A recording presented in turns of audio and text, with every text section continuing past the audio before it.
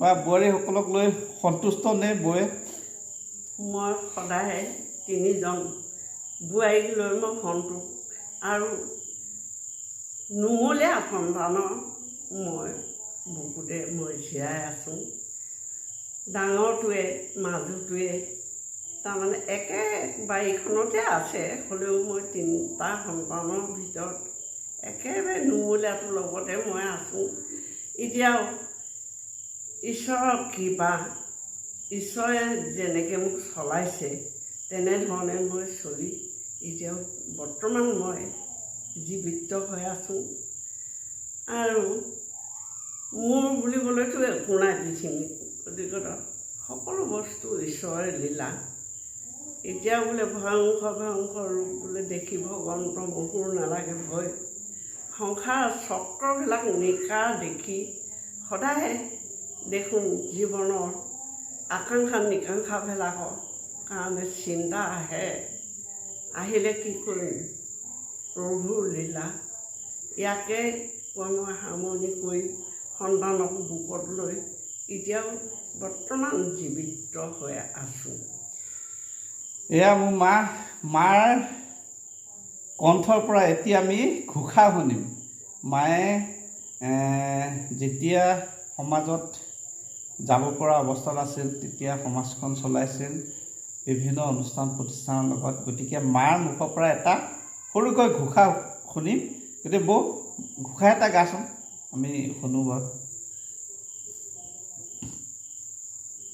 বসুদেৱনী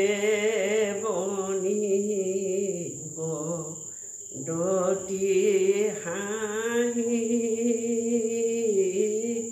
হাইখাতে বিদিত ভয়লাগি তুমিহে পুৰুষ প্ৰকৃতি কৰি পৰ সমস্তে জীৱৰ বুদ্ধি সাক্ষী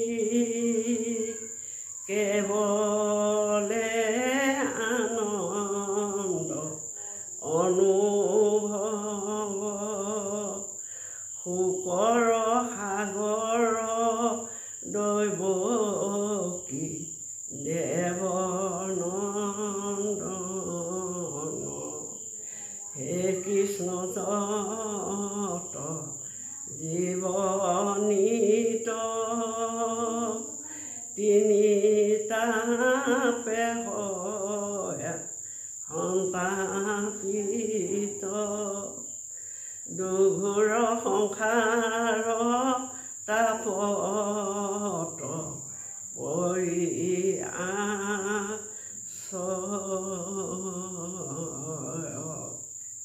প্ৰভু। মই ইমানকে কৈ পেলাই মনত থাকিলেও চব পাহৰি গৈছোঁ এতিয়া।